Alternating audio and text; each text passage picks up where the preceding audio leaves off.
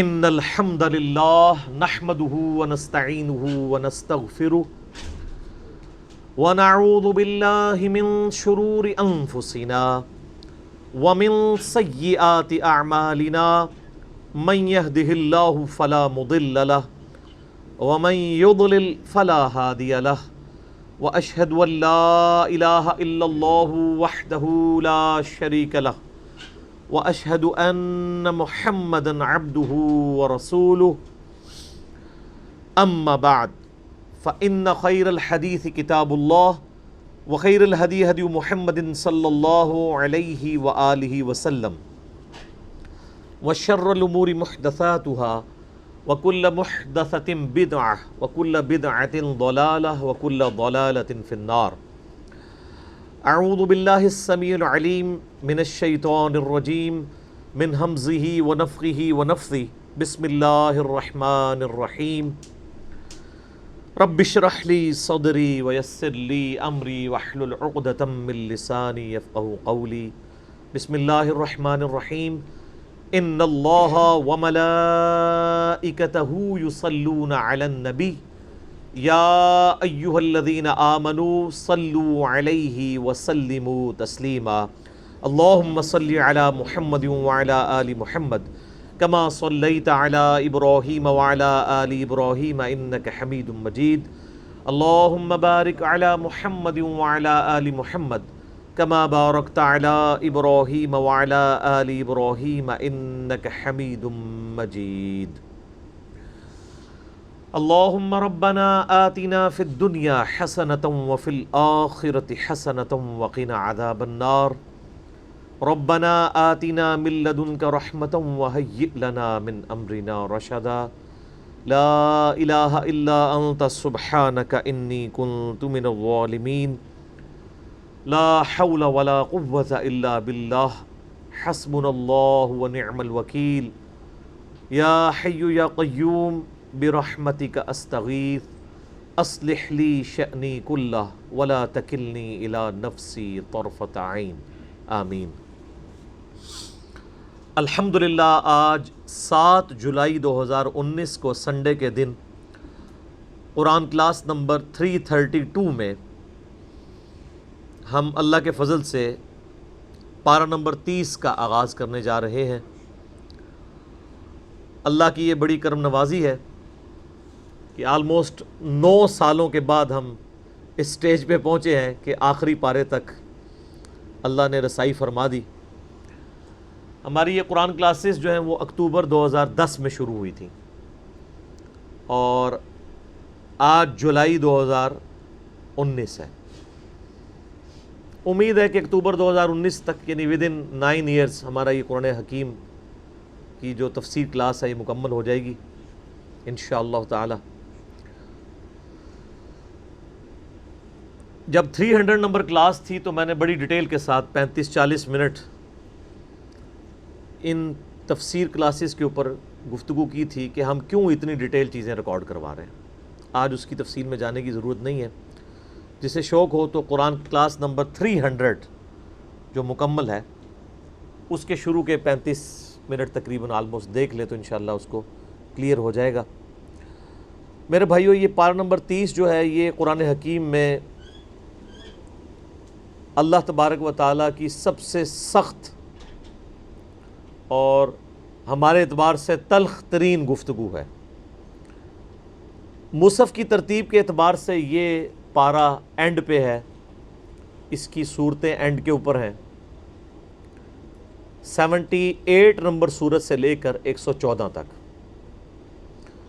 لیکن ترتیب نزولی کے اعتبار سے یہ قرآن حکیم کی شروع کی صورتیں جو نازل ہوئیں ان میں سے یہ صورتیں ہیں. عربی لنگوسٹک کا شاہکار ہیں یہ صورتیں. قرآن حکیم میں جو ایک ڈیوائن میوزک کہہ لیں یا ملکوتی غنا کہہ لیں، ایک صوتی آہنگ کہ آیات کنکلوڈ ہوتی ہیں تو بڑے ملے جلے الفاظ کے ساتھ، جس کا کلائمیکس سورۃ الرحمن ہے. الرحمن علم القرآن خلق الانسان علمہ البیان. تو یہ ایک جو اس میں ریدم پایا جاتا ہے نا، یہ پرفیکٹ فارم میں ریدم جو ہے وہ پارہ نمبر 30 میں آپ کو نظر آئے گا. اتنی پرفیکشن کے ساتھ اور کہیں نہیں ہے. اور ظاہر ہے یہ پرفیکشن اس لیے نہیں ہے کہ قرآن حکیم کوئی شاعرانہ کلام نہیں ہے. اگر بالکل ردیف قافیے ایک جیسے ہوں تو وہ ایک شاعری والا معاملہ ہو جاتا ہے.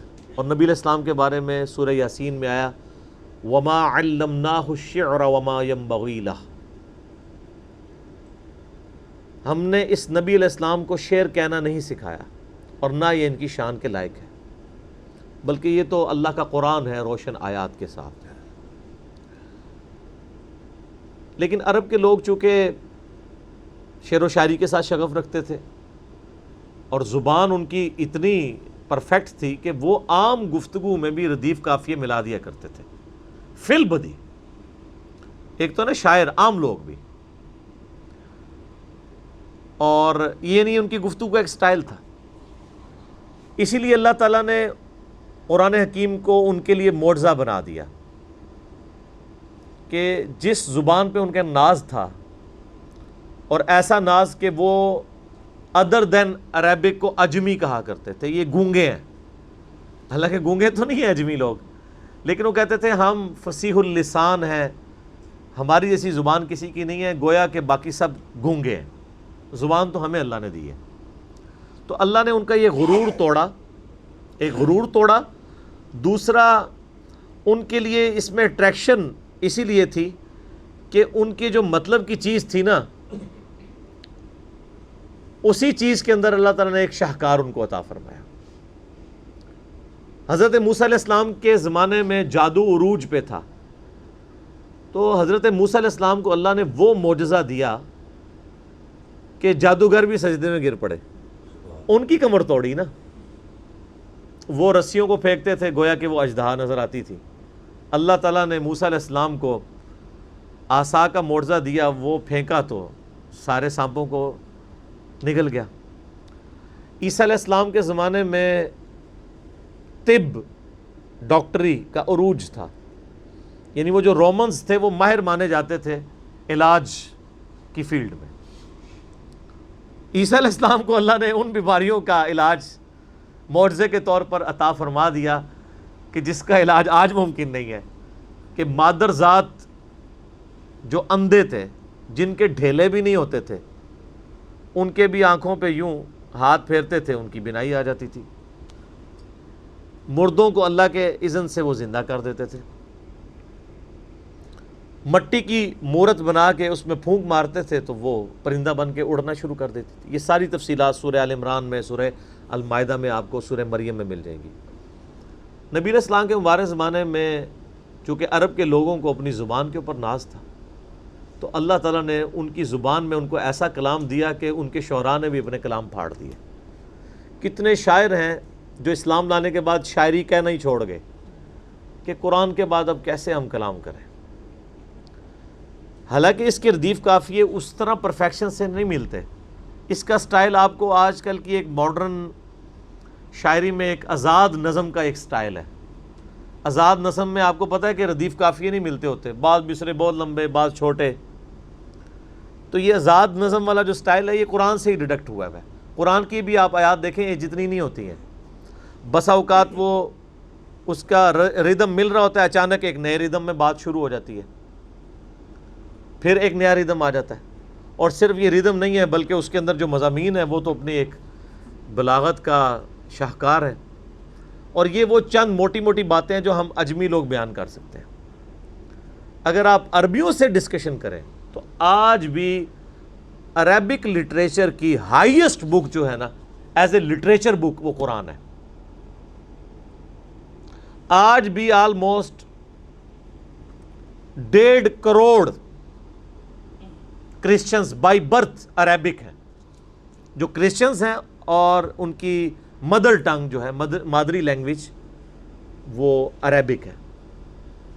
کتنے یہودی ہیں جن کی مادری لینگویج عربک ہے، وہ بھی لٹریچر کی بک کے طور پہ قرآن کو پڑھاتے ہیں، ایز اے ایمانیات نہیں، لٹریچر کے طور پہ. جس طرح ہمارے یہاں ایم اے انگلش میں آپ کو شیکسپیئر پڑھایا جاتا ہے، تو یہ تو نہیں ہے کہ مسلمان اگر ایم اے انگلش کر رہا ہے تو وہ شیکسپیئر کے نظریات کے ساتھ بھی ایگری کرے گا. ہاں البتہ جب انگلش لنگوسٹک کی بات ہوگی تو ظاہر ہے پھر شیکسپیئر کو اتھارٹی کے طور پہ مانا جائے گا. قرآن حکیم کی جب آپ عربی کی بات کریں گے تو چاہے کوئی نان مسلم ہے وہ بھی اس کو ایز اے عربی لینگویج کے طور پہ ایکسیپٹ کرے گا. ان کے لیے یہ معجزہ بھی تھا, اور اس کے اندر پھر ان کو اللہ تعالیٰ نے انہی کی لینگویج میں ایک بڑے ہی پر اثر انداز کے اندر, چونکہ عموماً لوگ نثر کے انداز کو اتنا پسند نہیں کرتے. اگر آپ نے کسی کو کوئی بات رٹوانی ہے نا, یاد کروانی ہے, کریم کروانی ہے, اسے شاعری کی فارم میں کروا دیں تو وہ کر لے گا. لیکن آپ نثر کی فارم میں کو مضمون دے گا تو 4-5 جملے بیچ میں خود بھی ایڈ کر دے گا. لیکن اگر شاعری ہوگی نا, مثلاً ڈاکٹر اقبال کی نظم ہے جو لب پہ آتی ہے دعا بن کے تمنا میری, اب یہ جس نے بھی یاد کی ہوئی ہے نا, یہ اگر انہوں نے نثر میں لکھی ہوتی نا تو کوئی پرفیکشن کے ساتھ یاد نہ کرتا. لیکن چونکہ یہ شاعرانہ انداز میں ہے, اور ڈاکٹر اقبال نے بھی خود فارسی میں شاعری کرتے ہوئے اس طرح کے اشعار کہے ہیں کہ میں نے شاعری کو اس لیے اڈاپٹ کیا ہے کہ لوگ شاعری کے ذریعے یعنی پیغام کو ایکسیپٹ جلدی کر لیتے ہیں. تو قرآن حکیم اگرچہ شاعری نہیں ہے لیکن اس کے اندر ایک صوتی آہنگ موجود ہے. اور سر اس آہنگ کا فائدہ ایک یہ بھی ہے, آپ ایک سورت کی آیت نکال کے دوسرے کا فٹ نہیں کر سکتے. آیت خود بول کے بتاتی ہے کہ یہ ردم اس سورت کا نہیں, یہ اس سورت کا ہے. ہاں یہ ہمیں تو فیل ہو جاتا ہے جب یہ جو قاری حضرات کو مشابہ لگتے ہیں ایک طرح کی آیات کے, تو وہ ٹون بدلنے سے ہی پتہ چل جاتا ہے کہ یہاں پہ آیت آپ فٹ کرنا بھی چاہے تو فٹ نہیں کر سکتے. ایک تو مضمون فٹ نہیں ہوگا, مضمون فٹ بھی ہو جائے تو وہ اپنی جو اس کا ردم ہے اس کے اعتبار سے وہ فٹ نہیں ہوگی. یہ اللہ تعالیٰ نے اس کے اندر کئی ایک چیزیں, اور اسی وجہ سے قرآن پاک لوگوں نے زبانی یاد بھی کر لیا کہ اس کا انداز ایک وہ آہنگ والا ہے. صحیح بخاری کے اندر حدیث ہے, اللہ کے محبوب صلی اللہ علیہ وآلہ وسلم نے فرمایا, وہ ہم میں سے نہیں جو قرآن کو غنا کے ساتھ ترنم کے ساتھ نہ پڑھے. قرآن کو ترنم کے ساتھ پڑھنا یہ ایک مسلمان کے لیے اوبلیگیٹری ہے. آپ عربی قاریوں کو دیکھیں نا کتنی پیاری طرز کے ساتھ وہ قرآن حکیم کو پڑھتے ہیں. عموماً لوگ اس کو برا سمجھ رہے ہوتے ہیں, یہ برائی والی بات نہیں ہے. ترنم کے ساتھ تو نبی اسلام نے حکم فرمایا صحیح بخاری میں کہ جو شخص ترنم کے ساتھ قرآن نہ پڑھے وہ ہم میں سے نہیں ہے.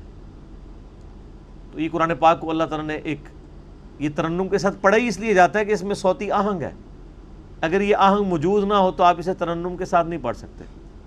اگر آپ نے چیک کرنا ہے نا تو آپ اس کا اردو ترجمہ ذرا ترنم کے ساتھ کبھی پڑھنے کی کوشش کریں تو عجیب و غریب لگے گا آپ کو. آپ کسی بڑے سے بڑے رائٹر کا مضمون ترنم کے ساتھ پڑھیں تو بڑا عجیب لگے گا, لیکن اس کی شاعری ترنم کے ساتھ پڑھیں تو آپ کو عجیب نہیں لگے گی, کیونکہ اس کے اندر ایک بیلنس ہے.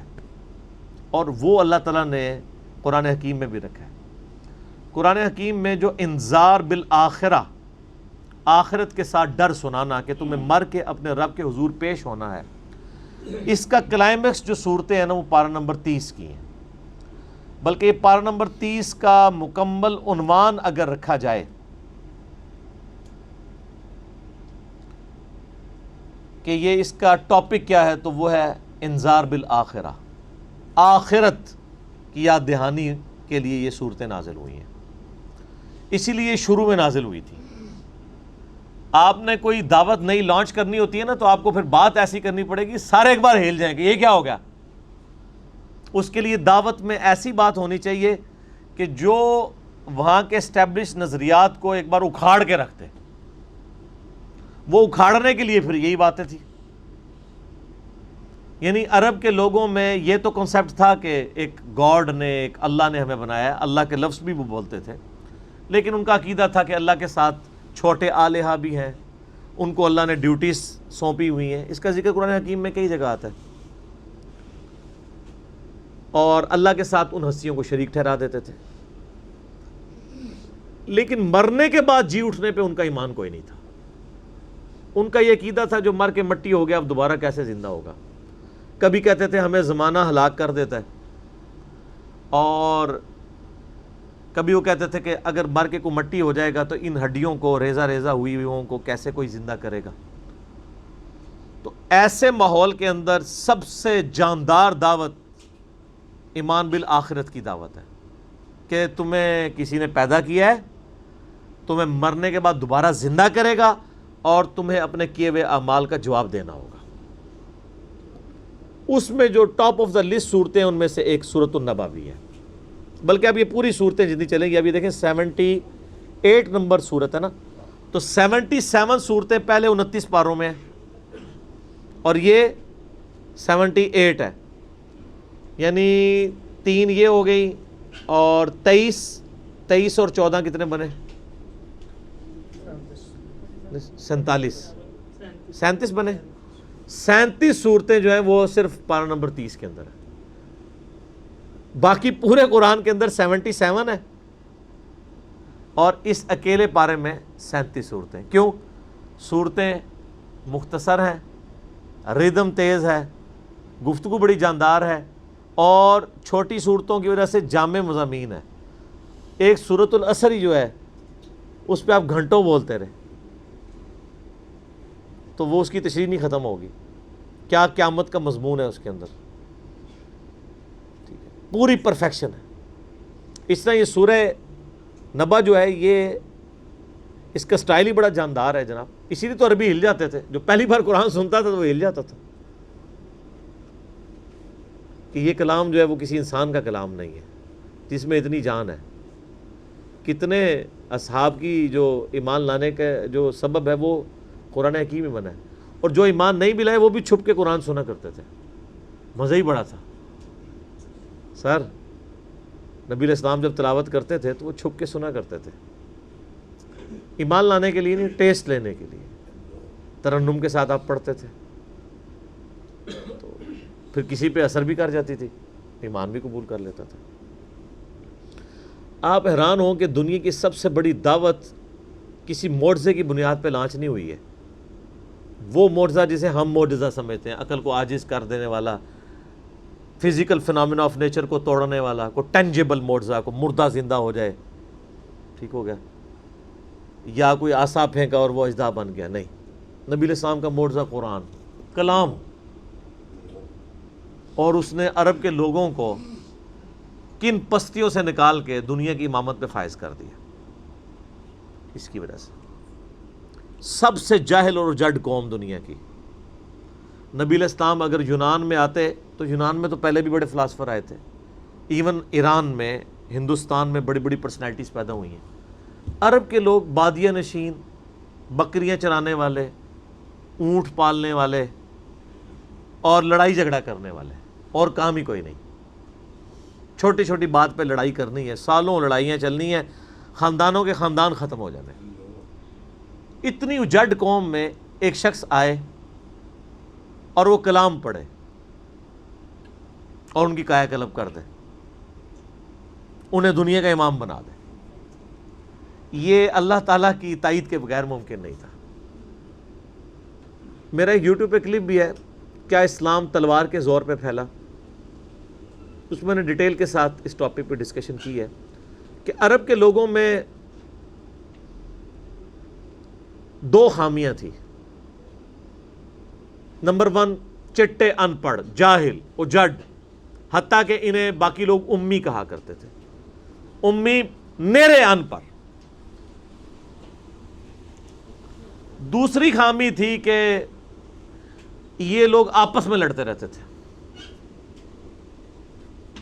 خاندانوں کے خاندان ختم ہو جاتے تھے. پانی پینے پلانے کے اوپر جھگڑا ہوا ہے تو 10 سال لڑائی ہو رہی ہے. یہ 2 خامیاں تھیں. نمبر 1 چٹے، ان پڑھ. نمبر 2 لڑاکو لیکن آپس میں. لیکن 2 خوبیاں بھی تھیں ان کے اندر. ایک خوبی یہ تھی کہ یہ ٹف ماحول کے عادی تھے، ریگستان کے رہنے والے، گرمیوں میں یعنی اتنے مشکل سفر کرنے والے، اونٹ کے اوپر مہینوں کے سفر، تھوڑا سا ساز و سامان کے ساتھ. اور دوسری خوبی یہ تھی کہ یہ جب کسی کو زبان دے دیتے تھے نا، پھر گردن ہی کٹتی تھی، پیچھے نہیں ہٹتے تھے. چاہے کسی دشمن کو بھی زبان دی ہے. اللہ نے ان کی یہ دو خوبیاں یوٹیلائز کر لی کہ زبان دی اللہ کے نبی علیہ السلام کو انہوں نے، جس نے دی پھر گردن ہی کٹی ہے. اور دوسری خوبی کہ وہ ٹف ماحول کے عادی تھے لیکن لڑتے آپس میں تھے. اللہ تعالیٰ نے ان کی خامی کیسے پوری کی کہ ان کو ایک لیڈر ایسا دے دیا جس نے سارے قبائل کو ایک جھنڈے کے نیچے جمع کر دیا، اور جہالت کے لیے دور کرنے کے لیے ان کو ان کی زبان میں کتاب دے دی. اب جس نے سورہ بقرہ، سورہ نساء، سورہ مائدہ حفظ کی ہوئی ہے، اس کے سامنے کوئی کرسچن کا پادری، کیا یہودیوں کا پادری وہ بیٹھ سکتا تھا؟ جتنے ان کے دلائل تھے انہوں نے وہ زبانی یاد کیے ہوئے تھے. تو وہ لوگ جو اپنے آپ کو سمجھتے تھے کہ ہم بڑے علامہ ہیں اور یہ امی ہیں، ان امیوں نے ان کو علم میں بھی الٹ کے رکھ دیا صرف ایک قرآن کی وجہ سے. اور اللہ نے لیڈر دیا، سارے عرب قبائل جمع ہوئے. وہ عربی جو آپس میں لڑتے تھے انہوں نے کبھی یہ سوچا بھی نہیں تھا کہ اگر ہم ایک جھنڈے کے نیچے جمع ہو جائیں تو ہم دنیا کی سپر پاورز کو الٹ سکتے ہیں، رومن اور پرشین امپائر کو. اور دیکھیں سر پھر کیسے الٹا ہے انہوں نے. ود ان 17 ایئرز ہر چیز اڑا کے رکھ دی ہے. صدیوں کی سلطنتیں، لاکھوں کی ریزروڈ آرمیز رومن اور پرشینز کی پوری دنیا پہ حکومتیں کر رہی ہیں، جدید اسلحہ ہے. اور ادھر یہ بدو ہیں جن کے پاس اونٹ ہیں، گھوڑے ہیں، تلواریں ہیں. نہ منجنیق انہوں نے کبھی دیکھی، نہ ان کے پاس اس طرح کے ہاتھی بڑے بڑے جو پرشینز کے پاس تھے. بس چل پڑے ہیں، کلمہ پڑھا ہے اور نکل کھڑے ہوئے ہیں. پھر دنیا نے دیکھا ہے کہ ہر چیز کو الٹ کے رکھ دیا. انہی کے اسلحے ان سے چھین کے انہی کو الٹ دیا. وہ ساری کی ساری بجلی کس نے بھری تھی ان کے اندر؟ اس کتاب میں. یہ کتاب تھی. کتاب پڑھتے تھے، ایمان تازہ کرتے تھے. جہاد کا کیوں ذکر ہے اتنا قرآن کے اندر؟ کیونکہ اللہ نے ایک ایسی امت اٹھانی تھی جس نے تلوار کے زور پہ اکھاڑنا تھا رومن اور پرشین کو. ہم مانتے ہیں کہ اسلام تلوار کے زور پہ پھیلا ہے، لیکن یہ تصویر کا ایک رخ ہے. تصویر کا دوسرا رخ یہ ہے کہ جو بدماش صدیوں سے دنیا پہ حکمران تھے اور لوگوں کی رعایا کا استحصال کر رہے تھے، اپنی رعایا کا، ان پہ انہوں نے اتنے ٹیکسز لگائے ہوئے تھے. ان کو اکھاڑنے کے لیے کیا میٹھی میٹھی باتیں چاہیے تھی؟ طارق جمیل صاحب کے لیکچرز نے رومن اور پرشین امپائر اکھاڑنی تھی. یہ تو ان لوگوں کے لیے جو مسلمان ہو چکے ہیں. بدماش کب اپنی پوسٹ چھوڑتے ہیں؟ ان کو پھر اسلحے کے زور پہ وہ اکھاڑنا تھا اللہ نے. اور پھر اللہ نے صحابہ کرام کی تلواریں مسلط کی ان کے اوپر. جب اکھاڑ دی، فریڈم آف ایکسپریشن مل گیا، پھر معاملات سیدھے ہو گئے. اس زمانے میں بادشاہ کا دین رعایا کا دین ہوتا تھا. اگر کوئی رعایا کہے نا کہ میں بادشاہ کے دین سے الگ ہوتا ہوں، قتل ہو جاتا تھا. آپ پتہ عیسائیت کیسے پھیلی ہے؟ یہ تو سارے بت پرست تھے. کانسٹنٹائن 2 جس کے نام پہ قسطنطنیہ شہر تھا جو بعد میں مسلمانوں نے فتح کیا، سلطان محمد فاتح نے، ٹرکی والوں نے اس پہ ایک فلم بھی بنائی ہے، اردو ڈبنگ کے ساتھ ہے. ایک ہی نشست میں آپ دیکھ سکتے ہیں 2.5-3 گھنٹے کی. جو فلمیں دیکھتے ہیں ان کے لیے، مولویوں کے لیے نہیں. تو اس نے وہ قسطنطنیہ فتح کیا، پھر اس کا نام استنبول رکھ دیا، اسلام کا گڑھ. یعنی استنبول کا ترجمہ وہی ہے جو اردو میں اسلام آباد کا ہے، اسلام ان بلک. وہ کانسٹنٹائن 2 جو تھا وہ کرسچن ہو گیا تھا. چونکہ وہ کرسچن ہوا تو پوری رعایا 3 براعظموں میں پھیلی ہوئی وہ کرسچن ہو گئی. ایسے کرسچینٹی پھیلی ہے. تو رعایا کو وہی دین رکھنا ہوتا تھا جو حکمران کا ہے. پہلے حکمران بت پرست تھا، عیسائیوں پہ ظلم ہوتے تھے. بعد میں جب حکمران ہی مسلمان ہو گیا، اس زمانے ظاہر عیسائیت اسلام کا ہی نام تھا، تو سارے پیچھے اس امام کے. یہ بڑا خطرناک معاملہ تھا. دوسری طرف پرشین جو ہیں وہ آتش پرست تھے، ان کے نیچے آتش پرستی کا دین چل رہا تھا. تو یہ پھر ضرورت تھی کہ فریڈم آف ایکسپریشن دیا جاتا. اسلام نے تلوار کے زور پہ ان کو اکھاڑا، ان کی بدماشیاں ختم کی، اور ایسی ختم ہوئی کہ بخاری مسلم کی حدیث ہے، نبی علیہ السلام نے فرمایا ان قریب کیسر ختم ہو جائے گا، پھر قیامت تک کوئی کیسر نہیں ہوگا. آئے ہائے ہائے. سر یہ پروفیسیز اللہ کی تائید کے ساتھ ہی کوئی دے سکتا ہے۔ ان قریب کسرا ختم ہو جائے گا، قیامت تک کوئی کسرا نہیں ہوگا۔ دیکھ لیں 1500 سال ہو گئے ہیں، نہ رومن امپائر دوبارہ بنی، نہ پرشین امپائر دوبارہ بنی، حتیٰ کہ اب تو وہ کنسیپٹ ہی ختم ہو کے ملکوں والا کنسیپٹ آ گیا۔ اور اس زمانے میں یہ بات کرنا ایک ایسے شخص کا جس کے اوپر ایمان لانے والے گنتی کے لوگ ہوں، بہت بڑی بات تھی، اور اللہ نے پھر اکھڑوایا۔ اور آج فریڈم آف ایکسپریشن ایسا ہے کہ آج تلاوت ہو رہی ہوتی ہے تو ٹرمپ بھی بیٹھ کے سن رہا ہوتا ہے۔ کیوں؟ حالانکہ وہ کرسچن ہے۔ فریڈم آف ایکسپریشن آ گیا۔ آپ جائیں امریکہ میں، آپ کسی مارکیٹ میں مسلح ڈال کے نماز پڑھیں، کوئی آپ کو منع نہیں کرے گا، الٹا آپ کے ساتھ سیلفیاں بنا رہے ہوں گے کہ یہ کیا ہو رہا ہے۔ تو پہلے کوئی سوچ سکتا تھا کہ فرعون کے سامنے کوئی نماز پڑھتا؟ اور جادوگروں نے ذرا سی بات کی، ایمان لے کے آئے تو میں تمہیں سولی دے دوں گا۔ تو یہ اسلام اس دور جدید کا خالق ہے، اور یہ دور جدید کو تخلیق جو اسلام نے دی ہے وہ قرآن کے ذریعے دی ہے۔ ایک علامہ وحید الدین خان صاحب ہیں انڈیا کے، 90+ ان کی ایج ہے، انہوں نے کتاب لکھی ہے اسلام دور جدید کا خالق، اسی ٹاپک کو ایڈریس کیا۔ کمال کی کتاب ہے وہ، اور پڑھنے سے تعلق رکھتی ہے، آپ گوگل سے اس کا PDF بھی ڈاؤن لوڈ کر سکتے ہیں، چھوٹی سی کتاب ہے۔ تو انگلش میں بھی ایک کتاب انہوں نے لکھی ہے گاڈ رائزز، خدا ابھرتا ہے۔ خدا پھر جو ابھرا ہے نا جی قرآن کے ذریعے، ٹھیک ہے۔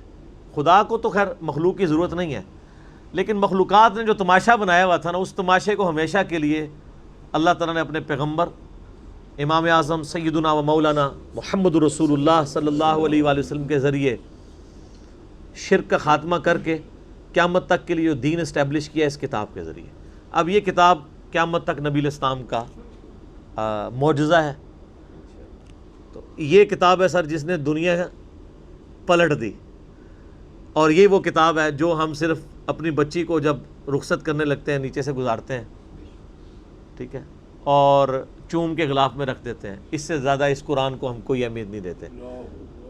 حالانکہ یہ قرآن اس لیے نازل ہی نہیں ہوا، یہ تو ہماری کتاب زندگی ہے، لیکن ماشاءاللہ ایسی سازش اسلام کے خلاف کی ہے، کافروں نے نہیں، مسلمانوں نے پوری نیک نیتی کے ساتھ جنازہ نکالا دین کا، اور ایک سلوگن دے دیا قرآن نہیں ڈائریکٹ پڑھنا گمراہ ہو جاؤ گے، قرآن میں بڑی بڑی مشکل چیزیں ہیں، اس کو ہاتھ نہیں لگانا۔ یہ یہودی بات کرتے ہیں تو ہم کہتے ہیں یہ اللہ کے دشمن ہے، مسلمان کہہ رہے ہیں ہم کہہ رہے ہیں بالکل صحیح کہہ رہے ہیں۔ وہ میرا کلپ آیا نا پچھلے، لیکن وہ جو ایک مولوی نے کہا ہے، ٹھیک ہے، تو وہ اسلام 360 کے اوپر جو اس نے حملہ کیا ہے، تو میرا کلپ بھی اس پہ ریکارڈ ہوا ہے۔ تو پہلے تو لوگ کہتے تھے یہ ہم ہی باتیں کرتا ہے، اب تو ویڈیو میں لوگ ریکارڈ کرا رہے ہیں کہ جی قرآن ڈائریکٹ نہیں پڑھنا، آپ گمراہ ہو جائیں گے۔ اچھا آج تک آپ نے کبھی نہیں سنا یہ کہیں کہ فلاں مولوی کی کتاب ڈائریکٹ نہیں پڑھنی، آپ گمراہ ہو جائیں گے؟ یعنی مولوی کڈا سیاڑا ہے کہ اس کو طریقہ پتہ ہے کہ میں نے بات کیسے سمجھانی ہے، اور اس کو ایسی کتاب لکھنی بھی آتی ہے جو گمراہ نہ کرے، اور اللہ کو ایسی کتاب نہیں دینی آئی کہ جو گمراہ ہونے سے بچا لے۔ قرآن میں کہاں ہے کہ یہ گمراہ کرتا ہے؟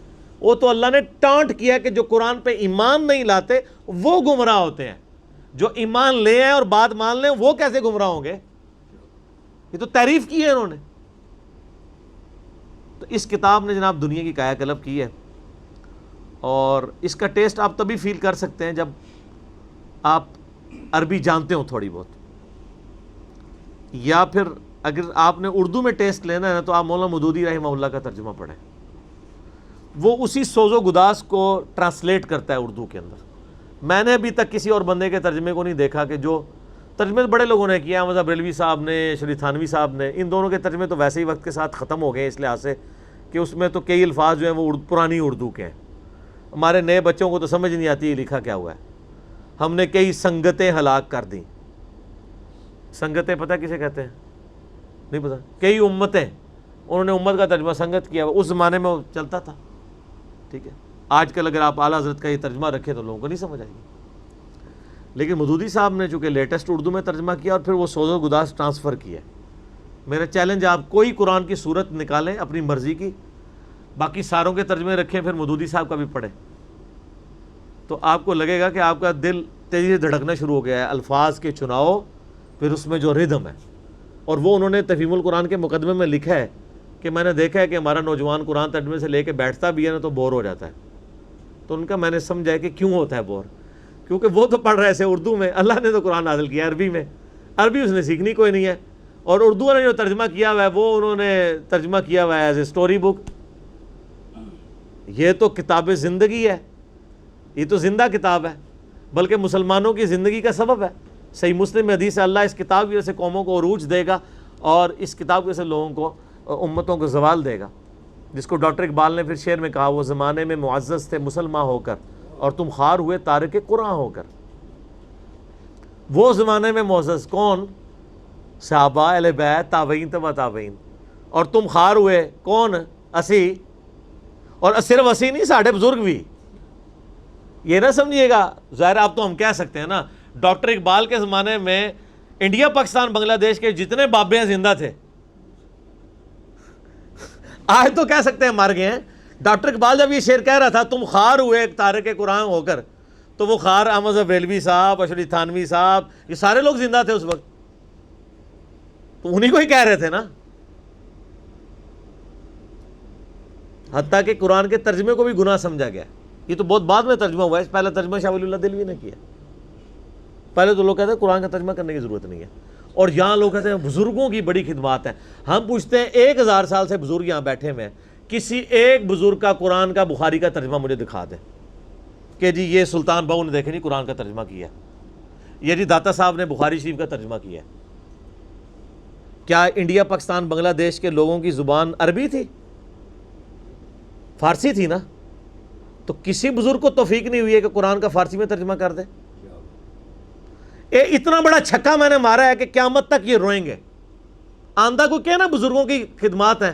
ہمارے پرائم منسٹر صاحب بھی کہتے ہیں نا جی وہ فرید الدین گنج شکر کی بڑی تعلیم۔ فرید الدین گنج شکر صاحب نے کون سا قرآن کا ترجمہ کیا ہے؟ اگر کسی نے قرآن کا ترجمہ ہی نہیں کیا، بخاری مسلم کا ترجمہ ہی نہیں کیا، وہ کیا خدمات کرتا رہے؟ وہ اپنی تعلیمات دیتے رہے۔ صحیح غلط اس کا فیصلہ ہم نہیں کرتے، وہ تو پھر میں اور طرف چل پڑوں گا۔ صرف جو خدمات والا ڈونگ رچایا ہوا ہے نا، وہ میں آپ کو بتا رہا ہوں۔ جتنوں کے مزار بنائے ہوئے ہیں آپ نے، کسی ایک کا ترجمہ دکھا دیں قرآن کا، تو یہ پھر انہوں نے جان بوجھ کے سیاست کی اسلام کے نام کے اوپر، اپنی باتیں کرواتے رہے۔ سر ان کو پتا تھا قرآن کا ترجمہ ہو گیا، سورہ زمر اور سورۃ الانعام اگر اردو میں آ گئی تو بابوں کو کس نے پوجنا ہے؟ سر بخاری کا اگر ترجمہ ہو گیا تو ساروں نے تو رفع الیدین سے نماز پڑھنی ہے، بابے سارے بغیر رفع الیدین والے نے۔ یہ وجہ تھی کہ بڑی ہوشیاری ہے انہوں نے، یہ نہ سمجھو پولے سمجھے، بہت ہوشیار سمجھے۔ اور دیکھ لینا پھر اب رزلٹ سامنے آ گیا، جدھر ترجمے ہوئے ہیں وہ کہنا نہیں پیو دادے تے ایتھے ہاتھ بندہ سی، اے ایتھے بندہ ہے، تو رزلٹ نکل آیا نا۔ اسی لیے بزرگ جو کام کرتے ہیں وہ حکمت سے خالی نہیں ہوتا۔ ہاں انہوں نے بڑی ہوشیاری دکھائی ہے آپ کے ساتھ، لیکن اللہ کا وعدہ ہے هو الذی ارسل رسولہ بالہدی ودین الحق لیظہرہ علی الدین کلہ۔ قرب قیامت سے پہلے دین کو غلبہ ملنا ہے، غلبہ بابوں کے ذریعے نہیں ملنا تھا، اسی کتاب سے، جس کتاب نے پہلے غلبہ دلایا۔ اب آج دیکھیں بچہ اینڈرائڈ فون کھولے ہوئے ہے، کوئی آیت آتی ہے ترجمہ پڑھ لیتا ہے۔ تو سر یہ خدمت تو پھر انہوں نے کی ہے نا اسلام کی۔ اچھا یہ اینڈرائڈ فون کس رحمت اللہ علیہ نے بنایا تھا؟ وہ کہتے ہیں بزرگ تے دنیا ہی قلب کر دیں نگاہ مار کے، وہ بزرگوں نو لے آؤ تے ٹھیپا موبائل نیچے چلا سکتے۔ آپ مجھے بتائیں میں کسی بزرگ کو قبر سے نکالوں اور اس کو یہ موبائل چلا لے گا؟ آپ کا بچہ چلا لیتا ہے۔ اور کسی کا اگر اتنا ایمان ہے نا بزرگوں کے اوپر، تو آج والے بزرگوں پہ بھی ہے، تو میں نے ان کو بڑی دفعہ مشورہ دیا ہے کہ وہ بزرگ جو جناب دنیا چلا رہے ہیں، تو میں ان کو کہتا ہوں آپ کو بزرگوں کے ساتھ جہاز پہ بٹھاتے ہیں، جب 10 کلومیٹر ہائٹ پہ پہنچ جاتا ہے یہ بوئنگ جہاز، جب پہنچے تو ہم پائلٹ کو کہیں گے تو تے پائی بسم اللہ پڑھ کے تے پیراشوٹ نال کچھ جا، ہوں بزرگ چلان تے جہاز لینڈ کران، وہ کتنے لینڈ ہوئے گا جہاز؟ بزرگاں دے مرید بھی اس جہاز ہی نیچے بیٹھ لگے، جڑے تانوں کہندے ہیں بزرگ دنیا چلا رہے ہیں، ان کو بھی پتہ ہے جہاز کو نہیں لینڈ ہونا، اور جو جہاز نہیں لینڈ کرا سکتا، میں کہتا ہوں کسی بزرگ کو آپ لا کے جہاز کے کاکپٹ میں بھی بٹھا دیں نا، وہ نہیں لینڈ کرا سکتا۔ ہاں لینڈ کرائے گا اگلے جان جا کے، وہ بھی وہ نہیں کرائے گا، خود ہی ہوئے گا۔ سب کہانی ہے، کہانیوں کا دور ختم ہو چکا ہے، کیونکہ اب ایک نعرہ عام ہے، کون سا؟ کہ نہ میں وابی نہ میں بابی، میں ہوں مسلم علمی کتابی۔ تو یہ علمی کتابی جب ہم کہتے ہیں تو وہ وہ علم کون سا علم ہوتا ہے، وہ کتاب کون سی کتاب ہوتی ہے؟ یہ اللہ کی کتاب جس پہ ہم بات کر رہے ہیں۔ تو آپ دیکھیں میں نے اس پہ بھی 30-35 منٹ لگ گئے۔ اب آپ آ جائیں سورہ النبا کی طرف۔ اعوذ باللہ من الشیطان الرجیم، بسم اللہ الرحمن الرحیم۔ عما یتساءلون۔ اچھا یہ اتنی جاندار صورت ہے کہ میں اس صورت پہ 3-4 گھنٹے بول سکتا ہوں ایک ایک آیت پہ، چونکہ میں قرآن پاک میں ان آیات کے اوپر ڈیٹیل سے سائنٹیفک فیکٹس جتنے آ جائیں گے بول چکا ہوں، میں آج سکپ کروں گا۔ میں آپ کو صرف اس کی عربی کا ٹیسٹ اور اس کا ردم کا ٹیسٹ فیل کرواؤں گا تاکہ ٹائملی ہمارا درس ختم ہو جائے۔ تو پیچھے تقریباً 20-25 منٹ رہ گئے۔ عما یتساءلون، یہ کس چیز کے بارے میں ایک دوسرے سے پوچھ رہے ہیں؟ یعنی وہ جب نبی علیہ السلام نے کہا نا مر کے زندہ ہو گئے اللہ کے سامنے جاؤ گے، سب نے ایک دوسرے سے یار یہ کیا بات کر رہا ہے، ہڈیاں زندہ کر لی جائیں گی، اللہ کی بارگاہ میں پیش ہوگا۔ اب یہ ایک نئی خبر تھی تو سارے چیما گوئیاں شروع ہو گئی۔ وہ تو ان کو کیا پتا تھا نئی امت اٹھ رہی ہے۔ عن النبأ العظیم، یہ اس بڑی خبر کے بارے میں آپس میں چیما گوئیاں کر رہے ہیں۔ سب سے بڑی خبر کون سی ہے؟ قیامت۔ اس سے بڑی کوئی خبر نہیں ہو سکتی کہ مرنے کے بعد زندہ ہو کے اللہ کے سامنے پیش ہونا ہے۔ الذی ہم فیہ مختلفون، جس کے بارے میں یہ اختلاف کر رہے ہیں ایک دوسرے کے ساتھ۔ کوئی کہہ رہا ہے یہ نہیں ہوگا، کوئی کہے گا اگر ہو جائے گا تو خیر ہے، ادھر بھی موج لگی آگے بھی لگ جائے گی، مختلف باتیں کر رہے ہیں۔ کلا سیعلمون، یقیناً وہ اسے عنقریب جان لیں گے۔ ثم کلا سیعلمون، پھر یقیناً وہ اسے جان لیں گے کہ قیامت قائم ہونے والی ہے۔ اب قیامت قائم ہونے کا جو معاملہ ہے یہ منطقی ہے۔ دنیا میں انصاف نہیں ملتا الا ماشاء اللہ کسی کو مل جائے۔ آخرت کا دن ہمارے اندر جو اخلاقی حصہ ہے نا وہ ہمیں مجبور کرتی ہے کہ ایک دن ایسا ہونا چاہیے کہ دنیا میں اگر کسی کو انصاف نہیں ملا، کسی کا ساتھ زیادتی ہوئی ہے، اس نے صبر کیا ہے، تو اس کو کبھی نہ کبھی تو بدلہ ملنا چاہیے۔ اور وہی اللہ نے قیامت کا دن رکھا ہے۔ اب اللہ تعالیٰ اپنی کچھ فزیکل فینومین آف نیچر، التذکیر بآلاء اللہ کا ذکر کرتا ہے۔ الم نجعل الارض مہادا، کیا ہم نے زمین کو بچھونا نہیں بنایا؟ والجبال اوتادا، اور پہاڑوں کو میخیں، زمین کی ڈائنامک بیلنسنگ ان پہاڑوں کی وجہ سے۔ وخلقناکم ازواجا، اور تمہیں جوڑوں کی شکل میں پیدا کیا ہے۔ ایون نباتات اور حیوانات میں بھی جوڑے ہیں۔ یہ نباتات کے جوڑوں کا تو اب آ کے لوگوں کو اندازہ ہوا ہے نا، جانوروں اور انسانوں کے جوڑوں کا تو پتہ تھا میل فیمیل کا۔ وَجَعَلْنَا نَوْمَكُمْ سُبَاتًا، اور ہم نے بنا دیا تمہارے لیے نیند کو آرام کا باعث۔ سر یہ نیند کیا چیز ہے؟ کوئی بڑے سے بڑا بزرگ اپنے آپ کو نیند سے بے نیاز کر سکتا ہے؟ پیشاب سے، موت سے؟ تو بس یہی تو فرق ہے خالق اور مخلوق کا۔ روٹی سے کوئی بے نیاز کر سکتا ہے؟ جو شخص روٹی کا محتاج ہو، پیشاب نہ روک سکتا ہو، نیند نہ روک سکتا ہو، اپنا بڑھاپا آنے کو نہ، کوئی بزرگ ایسا ہے جو کہ جی میں حکم دیتا ہوں کہ میرے داڑھی کے بال کالے ہی رہیں گے، ہے کسی کا اختیار؟ وہ کتنا لاچار ہے۔ اسی لیے اللہ نے فرمایا لا تأخذہ سنۃ ولا نوم، اللہ کو نہ نیند آتی ہے نہ اونگ آتی ہے۔ یہ بہت بڑی کوالٹی ہے، اور یہ ایسی کوالٹی ہے جو ایک ان پڑھ کو بھی سمجھ آتی ہے، ایک پڑھے لکھے کو بھی، کیونکہ ہم سب کا یہ ایکسپیرینس، یہ وہ ایکسپیرینس ہے جو دنیا میں ہر انسان کا ہے کہ اگر ہم 24 گھنٹے کے اندر ایک دفعہ نہ سوئیں، اگلے 24 گھنٹے میں ہم پرفارم ہی نہیں کر سکتے۔ لائیں کو دنیا کا بڑے سے بڑا جینیس بندہ بھی، ایفیشنسی کم ہونی شروع ہو جائے گی۔ 48 گھنٹے جاگ جائے اور کم، 72 گھنٹے تک تو ویسے ہی وہ آپ کو جہاں پڑا ہوگا وہیں پڑا رہ جائے گا۔ کیوں؟ یہ مشینری پرفارم ہی نہیں کر سکتی نیند کے بغیر۔ سر یہ آپ کے سامنے چیز ہوگی، پھر آپ کو اس آیت کے جاندار ہونے کا پتہ لگے گا۔ وَجَعَلْنَا نَوْمَكُمْ سُبَاتًا، نیند کو تمہارے لیے آرام کا باعث بنایا ہے۔ ایک تو تھکاوٹ اترتی ہے، اور دوسرا اگلے 24 گھنٹے کے لیے پرفارم کرنے کے لیے وہ نیند ضروری ہے، ادروائز آپ پرفارم ہی نہیں کر سکتے۔ وَجَعَلْنَا اللَّيْلَ لِبَاسًا، اور ہم نے رات کو تمہارے لیے پردہ بنا دیا۔ جیسے ہم کپڑے پہنتے ہیں نا، ہمارے اندر کے عیب چھپ جاتے ہیں، جسم وغیرہ چھپ گیا، اس طرح رات جو ہے نا وہ اللہ نے ایک پردے کا ذریعہ بنا دیا، ہر چیز چھپ جاتی ہے۔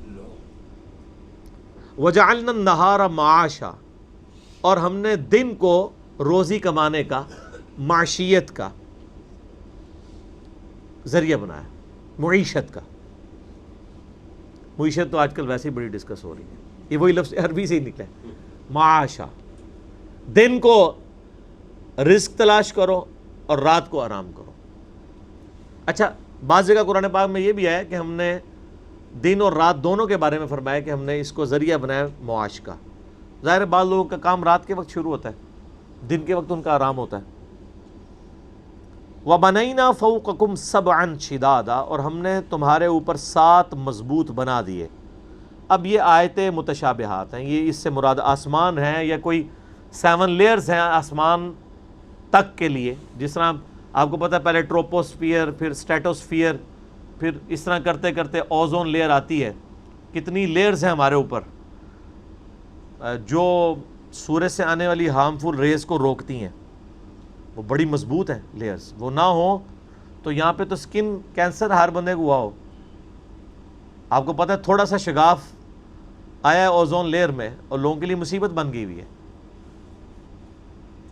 لاکھوں ایسی ریز ہیں، ہزاروں میں نہیں ہیں، جن کو زمین پہ آنے سے اوزون لیئر روک دیتی ہے، اگر آئے تو وہ تباہ و برباد ہو جائے یہاں پہ جتنی مخلوقات ہیں، بیماری کی وجہ سے۔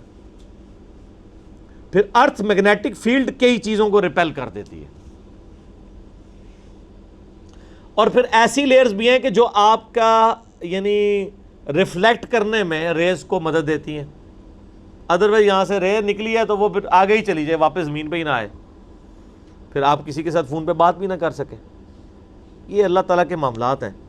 اب دیکھیں یہ سارے فزیکل فینومینا آف نیچر چل رہے ہیں۔ وَجَعَلْنَا سِرَاجًا وَهَّاجًا، اور ہم نے ایک نہایت ہی روشن چراغ بنا دیا ہے، سورج۔ یہ ساری دنیا کا نظام غوث کتب ابدال کی وجہ سے نہیں چل رہا، سورج کی وجہ سے چل رہا ہے۔ لیکن دیکھ لیں کتنا مظلوم ہے، المدد یا سورج کبھی کسی نے نہیں کہا۔ غوث کتب ابدال خود بیچارے سورج پہ ڈیپینڈنٹ ہیں۔ سورج ختم ہو جائے زمین اگانا چھوڑ دے گی، زمین اگانا چھوڑ دے گی تو بزرگ بھی بھوکے مر جان گے، تو انہوں نے مننے والے بھی بھوکے مر جان گے۔ صحیح بات ہے۔ اگر آپ سمجھتے ہیں کہ بغیر کھائے پیے کو بزرگ زندہ رہ سکتا ہے تو صحیح بخاری مسلم میں یہ حدیثیں کیوں ہیں کہ نبی علیہ السلام بھی فاقے کی وجہ سے پتھر باندھتے تھے؟ اور وہ تو حدیث ہے، قرآن میں آئے سورہ مائدہ میں اللہ تعالیٰ فرماتا ہے 75 نمبر آیت میں کہ عیسیٰ اور ان کی ماں تو روٹی کھانے کے محتاج تھے، وہ تمہارے رب کیسے ہو سکتے ہیں؟ عیسیٰ اور ان کی ماں تو روٹی کے محتاج ہیں اور بزرگوں نے 14 سال سے کچھ نہیں کھایا، تو سر پھر عیسیٰ نو چھڈو، اینو عیسیٰ دوتے لے جاؤ بزرگ نو، وہ چوری چھپے کھاندے جے اور ککر پھاڑ دے جے، تو کہ پتہ ہے کتنا کھاندے نے، اللہ کا بڑا فضل ہے انہوں تے، تو آڑے سامنے بھوکے بیٹھے رہتے ہیں، جب آپ چلے جاتے ہیں پھر دیکھیں وہ کیا کرتے ہیں۔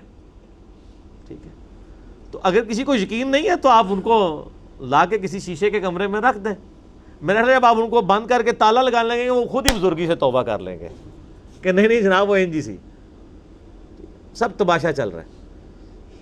تو اللہ تعالیٰ ماتا ہے ہم نے یہ سورج رکھ دیا ہے۔ سورج دیکھیں، سورج کی روشنی کی وجہ سے سمندروں کا پانی ویپریٹ ہوتا ہے، وہ بارش کی فارم میں باقی دنیا پہ برستا ہے، گلیشیئرز کی فارم میں برف کی شکل میں پہاڑوں پہ سٹور ہوتا ہے، پھر اسی سورج کی تپش سے وہ گلیشیئر پگھلتے ہیں اور وہ زمین کے اوپر بھی دریا چلتے ہیں، زمین کے نیچے بھی جو ہم نکالتے ہیں پانی۔ یہ سارا واٹر سائیکل کس وجہ سے چل رہا ہے؟ سورج کی وجہ سے۔ آپ جو چیز استعمال کر رہے ہیں وہ سورج کی وجہ سے۔ گندم کس کی وجہ سے پکتی ہے؟ سورج کی وجہ سے۔ مرغی جو ہے وہ بھی سورج پہ ڈیپینڈنٹ ہے، مرغی نے جو خوراک کھانی ہے وہ زمین سے آنی ہے، بکری نے جو خوراک کھانی ہے وہ زمین سے آنی ہے۔ سورج ختم ہو جائے، زمین اگانا چھوڑ دے تو جائیں نا آپ سائبیریا میں جا کے کوئی چیز اگا کے بتائیں نا، برف ہے، سورج ہے تب بھی وہاں پہ برف ہے تو وہاں پہ آپ زمین نہیں اگا سکتی، وہ پریکٹیکل حالت ہو جائے گی۔ اگر سورج کا فاصلہ زمین سے ذرا سا ڈسٹرب ہو جائے تو یا تو بہت زیادہ گرمی ہو جائے گی یا بہت زیادہ ٹھنڈ ہو جائے گی۔ بہت زیادہ گرمی بھی ہو جائے تو فصلیں جل جائیں گی، بہت زیادہ ٹھنڈ ہو جائے فصلیں اگے گی نہیں۔ تو یہ اس بیچارے سورج کو تو آج تک کسی نے کہا المدد یا سورج، ہماری فصل کو پکا دے، اللہ کو ہی کہتے ہیں نا. تو سورج کی ڈیوٹی کس نے لگائی ہوئی ہے؟ اللہ نے. تو اگر آپ کے کسی بابے کی ڈیوٹی اللہ نے بھی لگائی ہوئی ہے تو آپ بابے کو نہ پکاریں، آپ اللہ کو پکاریں. سمپل سا مسئلہ ہے. آپ یا شیخ عبدالقادر جیلانی یا علی مدد کو لے کے بیٹھے ہوئے. مولا علی نے سب سے پہلے آپ کی پھینٹی لگا دینی ہے. مولا علی کیا کہتے تھے؟ ایاک نعبد و ایاک نستعین.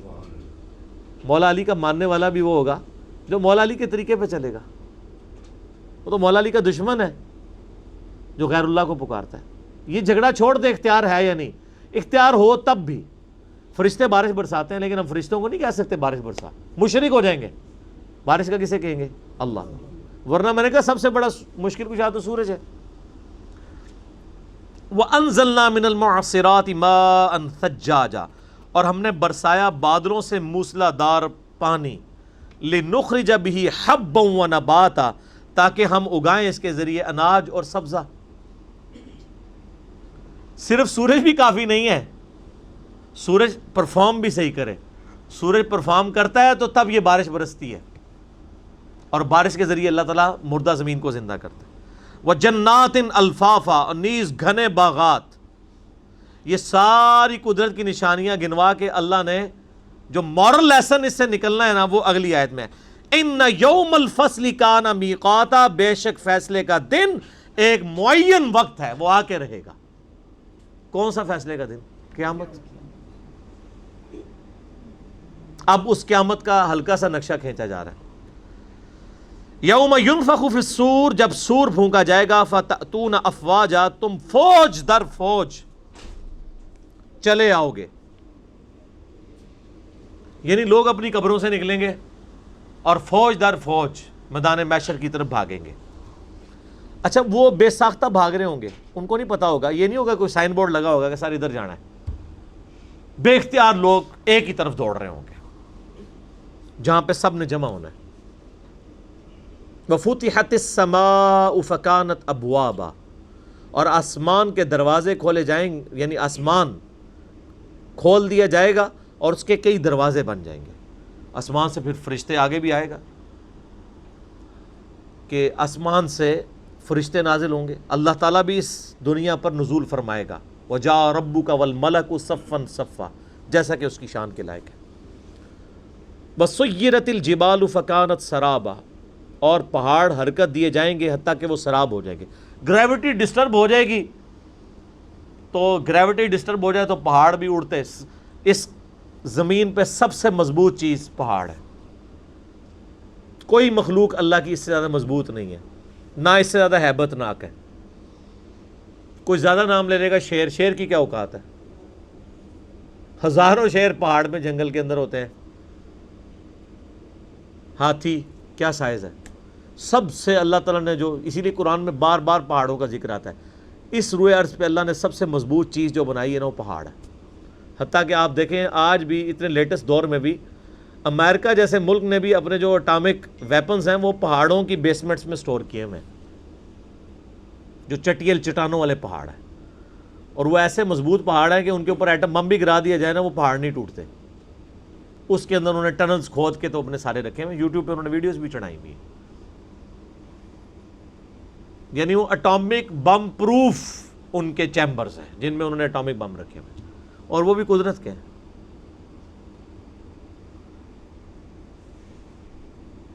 ان جہنم کانت مرصادا، بے شک جہنم تو دھاک لگائے بیٹھی ہے، تلاش میں ہے کہ کدھر. جیسے وہ ایک کوئی حفاظت کے اوپر چوکیدار مامور کیا ہونا تو وہ چور کی تلاش میں ہوتا ہے.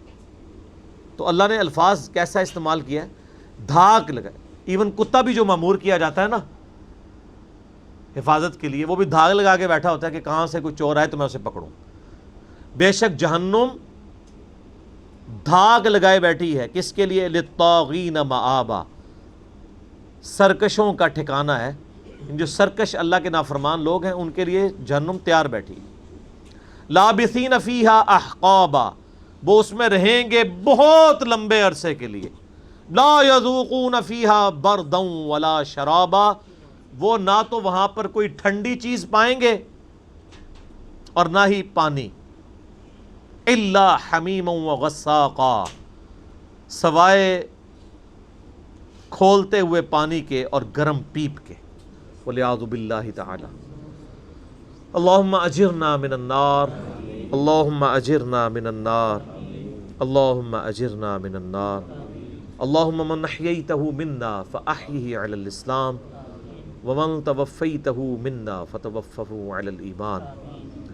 بخاری مسلم حدیث ہے، ایون نماز کی حالت میں بھی نبی علیہ السلام جب کبھی کوئی اللہ کی عذاب سے ریلیٹڈ آیات پڑھا کرتے تو فوراً اللہ کی طرف متوجہ ہو کر جو ہے وہ رجوع لایا کرتے اور اللہ کے عذاب کے اگینسٹ اللہ تعالیٰ کی پناہ طلب کیا کرتے. تو یہ سنت ہے.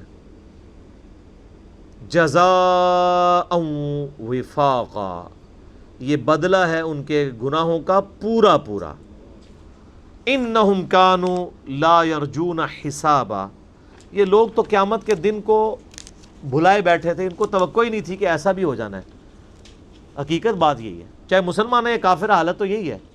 مجھے بتائیں جسے پتہ ہو کہ میں نے مر کے اللہ کے حضور جانا ہے، وہ اپنے یتیم بھتیجوں اور بھانجوں کی جائیداد کے اوپر قبضہ کرے گا؟ جسے پتہ ہو کہ میں نے مرنا ہے، جسے یہ بات پتہ ہو کہ قرآن میں آیت کئی دفعہ ریپیٹ ہوئی ہے کہ جو لوگ ناحق کسی کا مال ہڑپ کرتے ہیں وہ اپنے پیٹوں میں دوزخ کی آگ بھاڑ رہے ہیں، تو وہ یہ کام کریں گے؟ ناٹ ایٹ آل.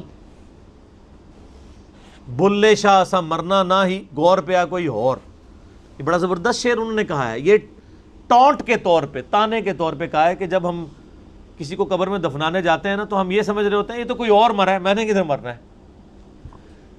یہ لوگ جو کہہ رہے ہوتے ہیں نا ایک ڈوگمے کے طور پہ بات کر رہے ہوتے ہیں کہ ہاں جی ماری جانا ہے جی، اسی بھی مرنا ہی ہے، سارا نہیں مرنا ہے. اور کرتوت سب سے زیادہ اس کے برے ہوتے ہیں جو یہ کہہ رہا ہوتا ہے. تو نے مرنا ہو تو پھر تیری یہ حالت ہو. تو ایک یہ ہے کہ آپ اپنے عقیدے میں قیامت کا انکار کرتے ہیں تو وہ تو کوئی بھی مسلمان نہیں کرتا، لیکن عملاً قیامت کا انکار تو کر رہے ہیں کہ کرتوت ایسے ہیں کہ گویا قیامت آنی ہی نہیں. ایک شخص ہے نماز کا انکار کرتا ہے، ایک دوسرا شخص ہے جو نماز کو تو مانتا ہے لیکن پڑھتا نہیں ہے. تو قرآن کیا کہتا ہے؟ وَأَقِيمُوا الصَّلَاةَ وَلَا تَكُونُوا مِنَ الْمُشْرِكِينَ، نماز قائم کرو، مشرک نہ بنو. مراد کیا کہ نماز نہ پڑھنے والا کیا ہے؟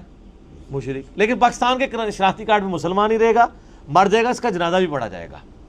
یہ تو آگے جا کے پتہ لگے گا کہ جی یہ قرآن میں یہ آیت لکھی ہوئی تھی. اور صحیح مسلم میں حدیث تھی 246 کتاب الایمان چیپٹر میں کہ بندے کے ایمان اور کفر کے درمیان فرق نماز ہے. وہ تو مسلم میں لکھی رہے گی، مجھے پتہ ہی نہیں چلا. وہ تو ترمذی میں لکھی رہے گی حدیث کے جس نے جان بوجھ کے ایک نماز بھی چھوڑ دی اس نے کفر کیا، وہ تو لکھی رہ گئی.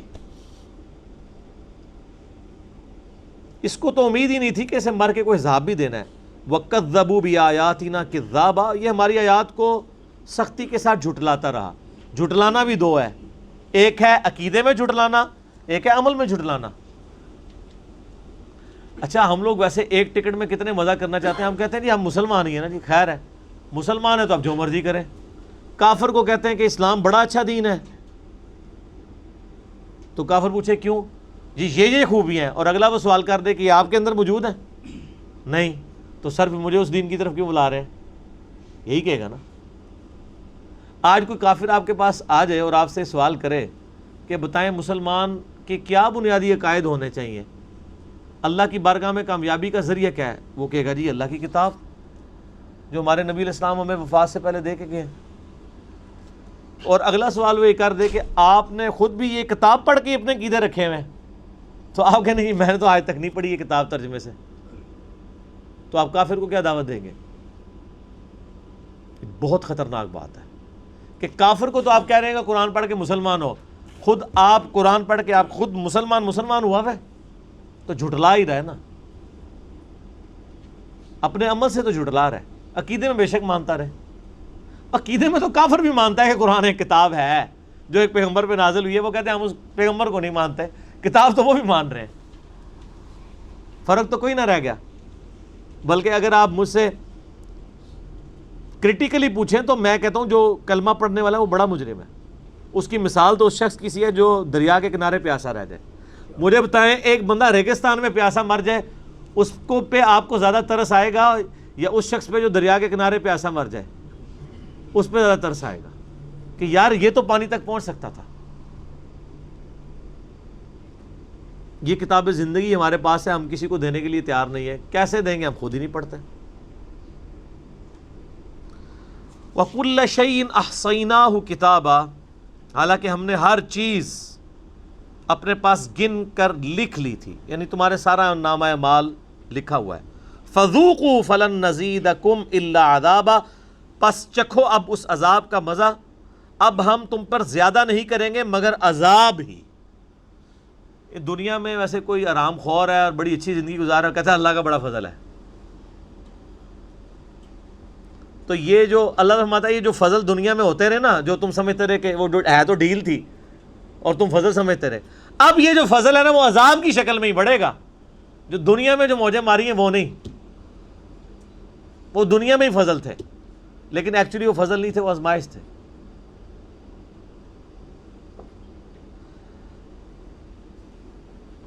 اب یہ 30 آیات قیامت کا نقشہ کھینچنے کے بعد خصوصاً اہل جہنم کا، اب روئے سخن جنتیوں کی طرف. اب تھوڑی میٹھی میٹھی باتیں بھی ہو رہی ہیں، لیکن میں بتاؤں قرآن کا میٹھے والا جو پورشن ہے بڑا کم ہے. یہ میٹھا زیادہ دیر اللہ چلنے نہیں دیتا، پھر دوبارہ کڑوی بات پہ واپس آتا ہے. کیوں؟ میٹھی باتوں سے کبھی قبلہ نہیں صحیح ہوتا. میں آپ سے کہتا ہوں کہ اگر اللہ تعالیٰ کی طرف سے یہ اناؤنسمنٹ ہو کہ جو نماز پڑھے گا اسے جنت ملے گی اور جو نہیں پڑھے گا اسے جنت نہیں ملے گی لیکن عذاب بھی کوئی نہیں ہے، کوئی دنیا میں نمازی بچے گا؟ ساری مصیبت ہی یہی ہے. تو ڈر والا ایلیمنٹ غالب ہے. اچھا یہاں پہ میں ضمناً بتا دوں، یہ قرآن میں جو قیامت کا نقشہ مختلف جگہ پہ کھینچا گیا ہے، اس پہ تو 20 گھنٹے چاہیے بولنے کے لیے، بلکہ قرآن کا پورا مرکزی ٹاپک ہی یہی ہے. البتہ ہمارے ایک بڑے قریبی دوست ریحان احمد یوسفی صاحب، جن کا کلمی نام ابو یحییٰ ہے، انہوں نے ایک ناول لکھا ہے جب زندگی شروع ہوگی. اس کا میں نے تعارف پہلے بھی کروایا تھا، آپ کو آڈیو ریکارڈنگ میں بھی وہ مل جائے گا، جس میں قیامت کے دن کا انہوں نے نقشہ کھینچا ہے. بلکہ آپ یوٹیوب پہ جا کے لکھیں جب زندگی شروع ہوگی انٹروڈکشن، تو میرا 35-40 منٹ کی وہ ویڈیو ہے. انہوں نے واقعی وہ اس دن تک پہنچایا ہے قرآن کی آیات کے ذریعے، چونکہ وہ ہماری مدر ٹنگ میں، اس لیے ہمیں زیادہ اثر کرتا ہے. وہ بھی عربی میں لکھ دیتے یا انگلش میں تو کوئی اثر نہیں ہونا تھا، وہ تلاوت ہی ہونی تھی جس طرح اس کی ہو رہی ہے، ورنہ تو سب سے زیادہ پر اثر چیز تو یہ ہے.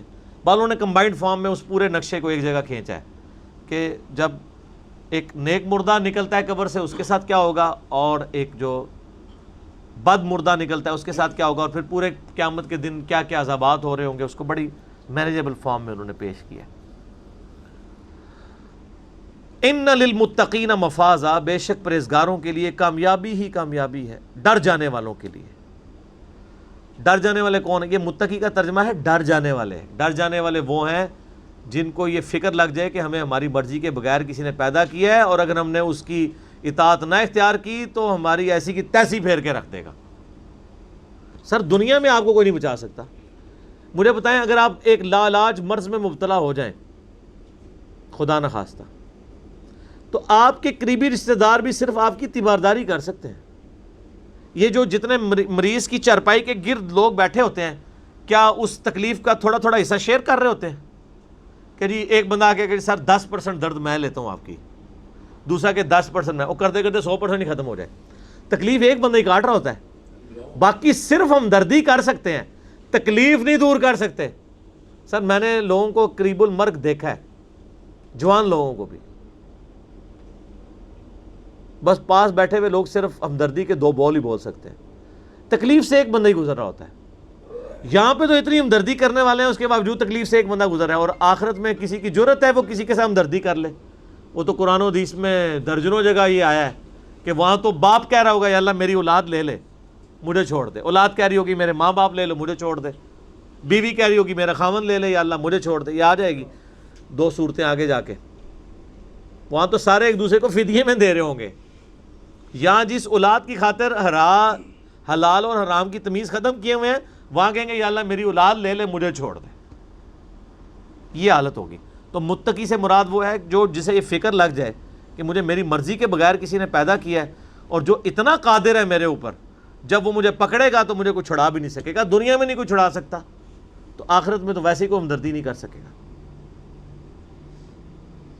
حدائق و اعنابا، ان کے لیے باغات ہوں گے اور انگوروں کی بیلیں. وکواعب اترابا، اور ان کی ہم عمر عورتیں تو نہیں، لفظ لڑکیاں، یعنی اللہ تعالیٰ ان کو حوریں عطا فرمائے گا. ان حوروں کی کیا کوالٹیز ہیں وہ آپ تارجمی صاحب کی ویڈیوز دیکھیں. وَكَأْسًا دِهَاقًا، اور چھلکتے ہوئے جام، یعنی اللہ کی طرف سے مشروب، لیکن ایسے مشروب جن سے نشہ نہیں آئے گا. لا يسمعون فيها لغوا ولا كذابا، وہ جنت میں نہ تو کوئی لغو بات سنیں گے نہ کوئی بیہودہ بات، یعنی بے حیائی کی تو کوئی بات نہیں ہوگی اور کوئی لغو بات بھی نہیں ہوگی جس بات کو سن کے کوئی کوفت ہو جائے. بعض اوقات آپ کو پتہ ہے بندہ بڑے اچھے موڈ میں بیٹھا ہوتا ہے، کوئی ایسا جملہ بولتا ہے بندہ کہتا ہے یار سارا موڈ آف کر دیا. تو اللہ نے فرمایا کہ جنت میں ایسا نہیں ہوگا کہ کوئی آ کے ایسی بونگی مارے اور آپ کا سارا موڈ خراب ہو جائے. نہ بےہودگی ہوگی اور نہ کوئی لغو بات. جزاء من ربک عطاء حسابا، یہ بدلہ ہے تمہارے رب کی طرف سے بہت بڑا کافی انعام، یعنی اس کے اعمال کے بدلے میں. رب السماوات والارض وما بینہما، کون سا رب؟ جو آسمانوں کا رب ہے، زمین کا ہے اور جو کچھ ان کے درمیان ہے، سب کا رب ہے. یہ جب بھی قرآن میں ہے نا کہ آسمان زمین اور جو کچھ ان کے، اس سے مراد پوری یونیورس ہوتی ہے. الرحمن، جو کہ رحمان ہے، جس کی رحمت ٹھاٹے مارتے ہوئے سمندر کی مانند ہے. لا یملکون منہ خطابا، قیامت کے دن کسی کی جرت نہیں ہوگی کہ اس سے کوئی بات بھی کر سکے. آپ کے بزرگوں نے تو کہا ہوا ہے کہ جی میں تو اس ٹائم تک جنت میں نہیں جاؤں گا جب تک سارے مرید نہ لے جاؤں. کتنے نہ لے جاؤں؟ جنت نہیں. اچھا آپ دیکھیں دنیا میں کوئی بندہ، ہم جیسا کوئی بندہ کہنا کہ اللہ کے فضل سے ہم نے یہ جو بات کھول کے بیان کی ہے یہ کسی نے نہیں کی ہے، تو کہتے ہیں بڑا آکڑ خان ہے، حالانکہ ہم کسی کی آخرت کا فیصلہ نہیں کر رہے ہوتے. اور بابوں کا جب یہ سنتے ہیں نا کہ وہ کہتے ہیں میں اپنے سارے مرید جنت میں لے کے جاؤں گا، کیا کہتے ہیں سبحان اللہ. اور سب ٹوڑا مغرور تھے وہ ہے. کیا حضرت ابوبکر صدیق نے کبھی دعویٰ کیا ہے کہ میں اس وقت تک جنت میں نہیں جاؤں گا جب تک ساری اپنی آل اولاد نہ لے جاؤں؟ تو تیرے بابے کی کیا اوقات ہے؟ بخاری مسلم کی حدیث ہے، اے میری بیٹی فاطمہ اس پہ نہ کرنا کہ تم اللہ کے نبی کی بیٹی ہو، حالانکہ جنتی عورتوں کی سردار ہے. اگر اللہ نے پکڑ لیا میں تمہارے کام نہیں آؤں گا، میرے مال میں سے جو کچھ مجھ سے لینا ہے وہ لے لو. آخرت کا معاملہ اللہ کے ساتھ ہے. یہ ہمیں سنایا جا رہا تھا، ان کو تو بتا دیا گیا کہ آپ جنتی عورتوں کی سردار ہیں. بخاری مسلم دونوں میں ہے کہ فاطمہ جنتی عورتوں کی سردار ہے، اور ترمذی میں ہے کہ حسن و حسین جنتی نوجوانوں کے سردار ہیں. ان کو تو بتا دیا گیا. سب سے زیادہ سخت بات یہی سمجھائی جا سکتی تھی نا کہ اللہ کے نبی اپنی بیٹی کو سینٹر کر کے آپ کے کان میں تاڑے کنوں کٹ دے گال، تو وہ نکال دی ہے. آپ مجھے بتائیں جو بزرگوں کے بارے میں کہتے ہیں کہ جی وہ جنت میں لے کے جائیں گے، تو آپ لوگوں کو شرم نہیں آتی سبحان اللہ کہتے ہوئے؟ میں کہتا ہوں آندھا کو بات کہہ کے ان کو کہو لعنت اللہ علی الکاذبین، اللہ کی لعنت ہو جھوٹے پہ، کہ جہاں پہ کوئی اللہ سے کلام بھی نہیں کر سکے گا. کئی سال اس طرح گزر جائیں گے، پھر نبی علیہ السلام اللہ تعالیٰ سے جب یعنی گفتگو کا آغاز شروع کریں گے تو پھر کہیں پہ معاملات سیٹل ہوں گے. تو آڈے بابے انہوں کھگڑ بھی نہیں دینا کسی نے، اتنی بڑی بات کرنا. توبہ تو اللہ فرماتا ہے کسی کی جرت نہیں کہ رحمان سے کوئی کلام کرے. یوم یقوم الروح والملائکۃ صفا، اس دن تو فرشتے اور فرشتوں کا سردار روح قدس بھی ہاتھ باندھ کے اللہ تعالیٰ کے سامنے دس بدس کھڑے ہوں گے، عاجزی میں کھڑے ہوں گے، صف بنائے ہوئے ہوں گے. ہاتھ باندھ کے بھی ہاتھ چھوڑ کے بھی. یہ ہاتھ باندھنے والا میں نے ترجمہ خود کیا ہے کیونکہ ہم عموماً ایک عاجزی کا فارم سمجھتے ہیں. یہاں تو الفاظ ہیں کہ وہ صف بنائے کھڑے ہوں گے. سنیوں کو وہ ہاتھ باندھے ہوئے نظر آ رہے ہوں گے، شیعہ کو ہاتھ چھوڑے ہوئے نظر آ رہے ہوں گے. لا یتکلمون الا من اذن لہ الرحمن، ہائے ہائے ہائے، کوئی کلام بھی نہیں کر سکے گا سوائے اس شخص کے کہ جسے رحمان نے ہی اذن دیا ہو. اچھا اللہ سے بولنے کے لیے بھی پہلے اجازت ملی ہوئی ہوگی کہ ہاں تو بول سکتا ہے. کسی کی یہ بھی جرت نہیں ہوگی کہ یا اللہ میں بول سکتا ہوں، نہیں، اتنی بھی نہیں ہوگی کسی کی جرت، سوائے اس کے کہ اللہ تعالیٰ کسی کو کہے کہ ہاں تو بول سکتا ہے، اور وہ کائنات میں ایک شخص کو یہ ٹائٹل ملا ہے، سیدنا امام اعظم محمد رسول اللہ صلی اللہ علیہ وآلہ وسلم، عسیٰ ان یبعثک ربک مقاما محمودا، قریب ہے کہ آپ کا رب آپ کو ایسے مقام پر فائز کرے گا جہاں سب آپ کی تعریف بیان کریں گے۔ اور بخاری مسلم کی حدیث ہے کہ یہ نبی علیہ السلام نے مقام شفاعت کا ذکر کیا کہ اس کا ذکر ہے یہ۔ اچھا ویسے آپ کہتے ہیں وہ قیام الدین تو سارے نبی نفسی نفسی کر رہے ہوں گے، اور ساتھ ہی کہہ رہے ہوتے ہیں ہمارے بزرگ ہمیں جنت میں لے کے جا رہے ہوں گے، تو آٹھے بزرگوں کا مقام نبیوں تو زیادہ ہے، یہی مطلب ہوا نا پھر، اور سر سب کہانی ہے، ٹھیک ہے، بزرگ بھی تو انو ہی رو رہے ہوں گے کہ ہاں جی آپ نے ہمارے ساتھ کیا عقیدے منسوب کر دیے تھے، سوائے جس کو رحمان نے اذن دیا ہو وہ قالا ثوابا، اور وہ بات بھی ٹھیک کرتا ہو۔ یہ بڑی کرٹیکل بات ہے، اللہ نے یہ بھی کہہ دیا کہ اذن کا یہ مطلب نہیں جو مرضی بول دے، بات بھی سیدھی کرے۔ کیا مطلب؟ اللہ پہ دھونس نہیں کسی کی۔ اچھا دنیا میں سفارش کا مطلب پتہ کیا ہوتا ہے؟ کسی کو پکڑ کے کوئی جیل میں ڈال دے، پولیس پکڑ کے لے جائے، محلے کے شریف لوگ جاتے ہیں، کوئی بڑا کونسلر جاتا ہے اور کہتا ہے جی آپ کو غلط فہمی ہوئی ہے، یہ تو بیچارہ ویسے ہی وہاں ان چرسیوں پوٹریوں کے ساتھ بیٹھا تھا، یہ ہے اس طرح کا نہیں تھا، آپ اس کو ویسے ہی ساتھ پکڑ کے لے آئیں، ہم اسے جانتے ہیں، یہ بالکل شریف آدمی ہے، یہی ہوتا ہے نا، تو وہ سفارش مان لی جاتی ہے۔ یہ تو نہیں ہوتا کہ وہ پاؤڈر پی رہا ہو تو اور وہ پھر وہ مان لی جائے سفارش، وہ تو پھر کورٹ میں ہی مقدمہ جاتا ہے۔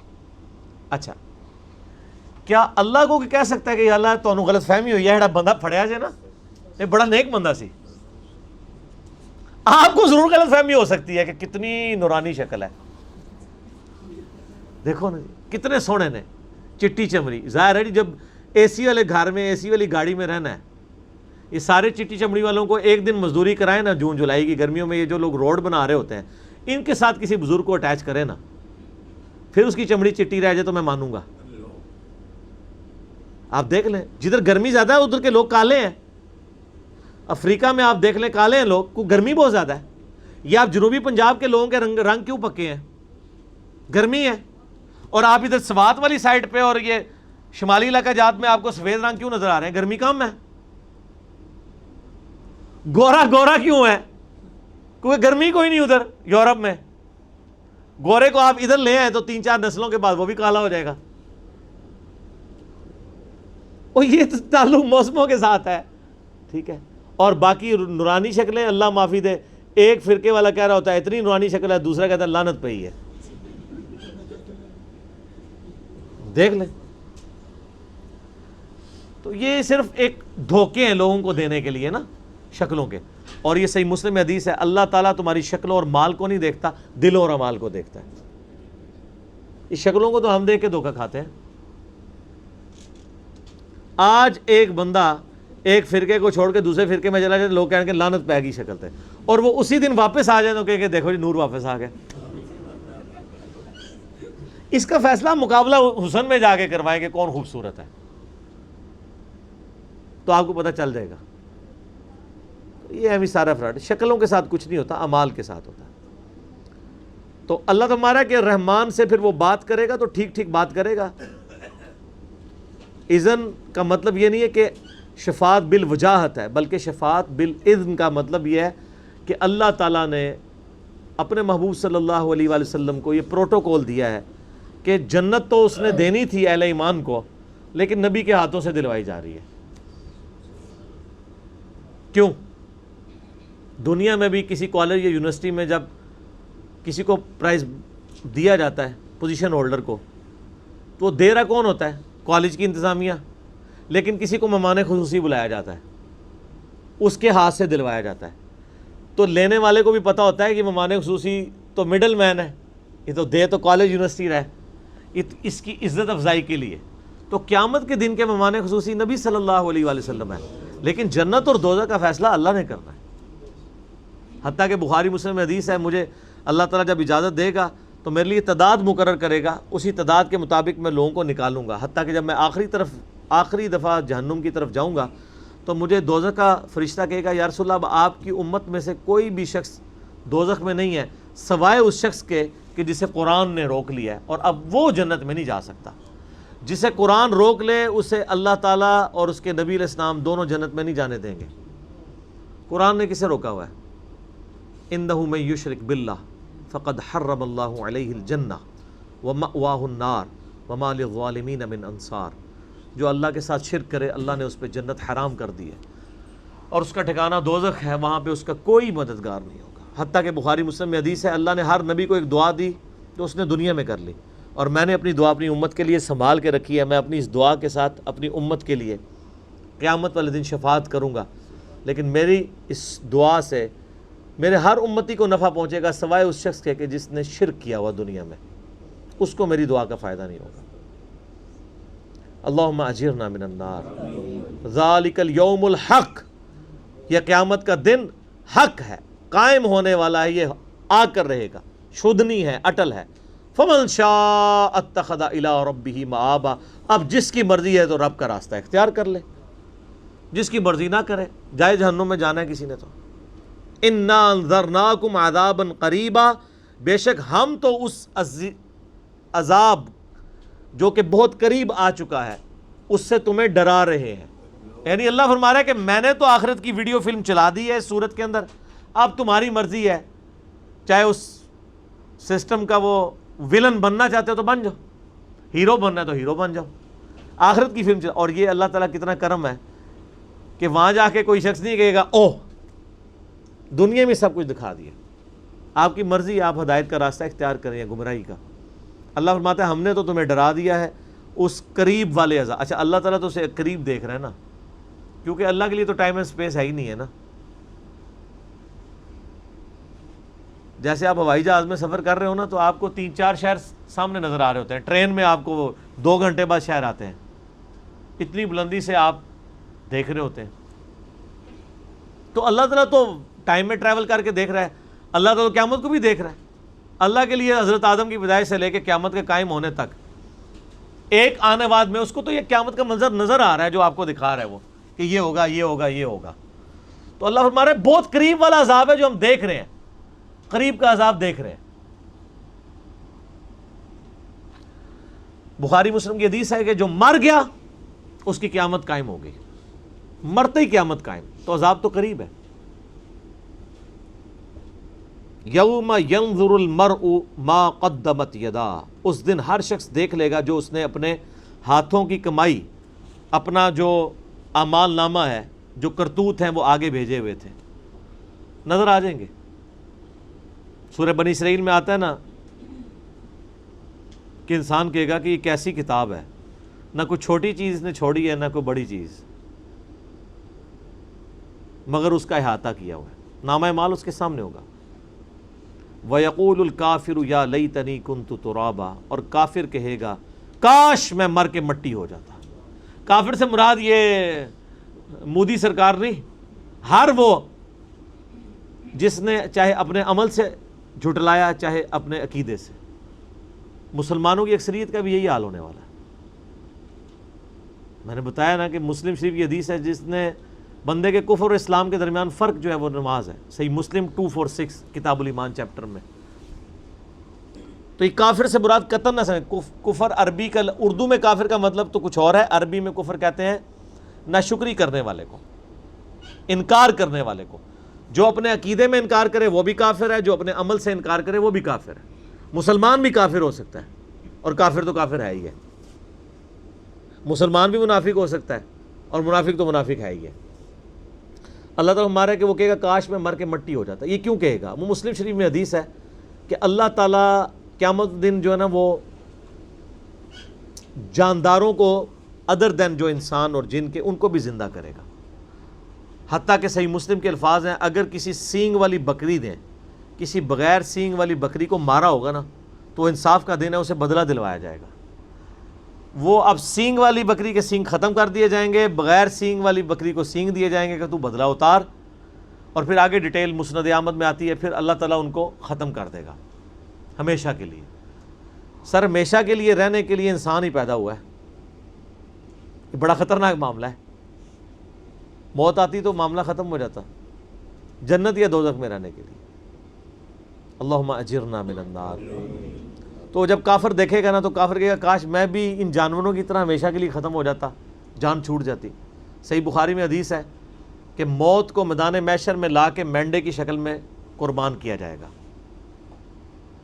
جنتی ڈرتے ہوئے جنت کے کنارے پہ آئیں گے اور دوست کی خوشی کے ساتھ آئیں گے۔